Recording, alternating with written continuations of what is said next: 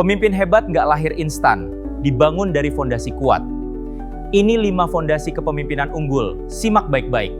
Pernah nggak sih Anda lihat seorang pemimpin yang kelihatannya punya semua keahlian, tapi anehnya dia justru bawa timnya ke arah yang salah? Nah, hari ini kita bakal bongkar tuntas 5 fondasi yang jadi pembeda antara kepemimpinan biasa dengan kepemimpinan yang benar-benar unggul dan punya dampak nyata. Kita mulai dari sebuah kisah nyata ya, kisah tentang kepemimpinan yang, ya ampun, salah arah banget. Dan ini diambil langsung dari sumber materi kita. Kata-kata kasar ini yang barusan Anda lihat, itu diucapin bukan sama preman loh, tapi sama seorang senior mahasiswa ke juniornya sendiri. Ceritanya terjadi di sebuah universitas di Jawa Timur. Di sana, seorang mahasiswa baru harus ikut ritual ospek yang brutal, namanya pengaderan. Dan tahu nggak, semua kekerasan itu dilakukan atas nama satu kata, loyalitas. Ini bukan lagi sekedar perundungan biasa.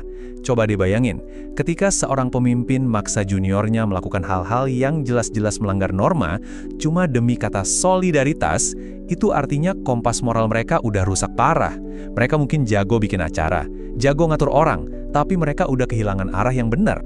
Jadi, akar masalahnya itu sebetulnya simple banget. Bukan karena kurang skill organisasi, tapi karena ada kekosongan di dalam diri mereka. Nggak ada prinsip inti. Pemimpin kayak gini mungkin tahu gimana cara memimpin sebuah acara, tapi mereka sama sekali nggak ngerti kenapa mereka memimpin. Oke, kalau tadi itu contoh kepemimpinan yang gagal total, sekarang pertanyaannya dibalik. Apa sih sebetulnya fondasi dari kepemimpinan yang hebat?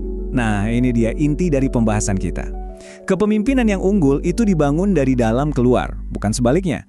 Kita masuk ke fondasi yang paling pertama, yang jadi landasan dari segalanya. Ini adalah tentang mengapa dibalik semua tindakan yang Anda lakukan. Ini titik awal yang menentukan segalanya loh. Fondasi pertama ini disebut niat. Dan ini bukan sekedar tujuan yang kelihatan di permukaan ya. Anggap aja ini adalah akar yang ngasih energi ke semua yang tumbuh di atasnya. Coba kita bedah perbedaannya. Jadi gini, pemimpin dengan niat yang rapuh, itu ibarat gedung pencakar langit yang dibangun di atas pasir. Kelihatannya megah, tapi cepat atau lambat, begitu kena tekanan, pasti ambruk. Terus gimana caranya biar niat kita ini tetap murni dan kokoh? Nah, sumber materi kita ini menawarkan 5 obat yang sangat praktis untuk membersihkan hati kita dari niat-niat yang rapuh tadi. Coba kita lihat di sini.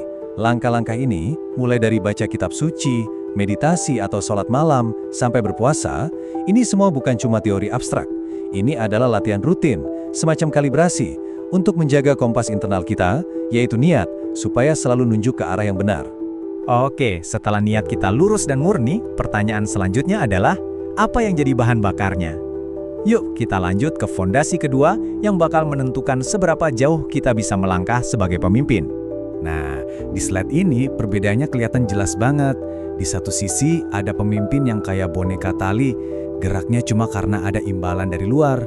Kalau talinya diputus, ya dia berhenti. Tapi di sisi lain, ada pemimpin yang cahayanya itu datang dari dalam diri. Nah, itulah bedanya motivasi eksternal yang rapuh sama motivasi internal yang tangguh. Eits, tapi tunggu dulu. Ternyata ada satu level motivasi lagi yang jauh lebih tinggi. Sebuah bahan bakar abadi yang fungsinya itu kayak mercusuar di tengah badai. Dia bakal terus bersinar terang, bahkan ketika motivasi internal kita sendiri mulai meredup. Ini yang disebut motivasi cause A, atau motivasi karena Tuhan. Ini adalah sumber kekuatan tertinggi seorang pemimpin. Kenapa? Karena bahan bakarnya bukan dari dalam diri, tapi dari sesuatu yang sifatnya tak terbatas. Makanya, energi yang dihasilkan pun gak akan pernah ada habisnya. Dan ini digambarkan dengan luar biasa lewat kisah Bilal bin Robah. Bayangkan, dia disiksa sedemikian rupa, tapi tetap teguh. Kenapa? Karena motivasinya datang dari sumber yang melampaui hidupnya sendiri. Sebuah kekuatan yang bikin dia jadi gak tergoyahkan. Oke, jadi kalau seorang pemimpin udah punya niat yang murni dan motivasi Chausa sebagai 2 fondasi internalnya, terus apa yang terjadi? Nah, buku ini ngejelasin bahwa fondasi internal yang kuat ini bakal otomatis memancarkan 3 fondasi eksternal yang jadi penggerak utama kepemimpinan. Dan inilah fondasi ketiga, keempat, dan kelima, energi fisik, emosional, dan spiritual. Poin pentingnya adalah, ketiga energi ini bukan sesuatu yang harus kita kejar satu persatu secara terpisah. Sebaliknya, ketiganya itu adalah buah yang tumbuh secara alami dari pohon yang akarnya kuat, yaitu niat yang murni dan motivasi tertinggi tadi. Pesannya jelas banget kan? Jangan sibuk fokus sama buahnya, tapi fokuslah perbaiki akarnya. Dengan kita benerin mengapanya, niat, dan bahan bakarnya, motivasi, maka energi kepemimpinan, fisik yang prima, emosi yang stabil, dan spiritualitas yang dalam itu bakal ngalir deras dengan sendirinya. Persis kayak sungai yang sumbernya dari mata air yang jernih. Nah, ini membawa kita ke pesan utama dari semua pembahasan ini. Pesan untuk siapapun yang punya posisi berpengaruh, entah itu CEO, ketua BEM, atau bahkan orang tua di rumah.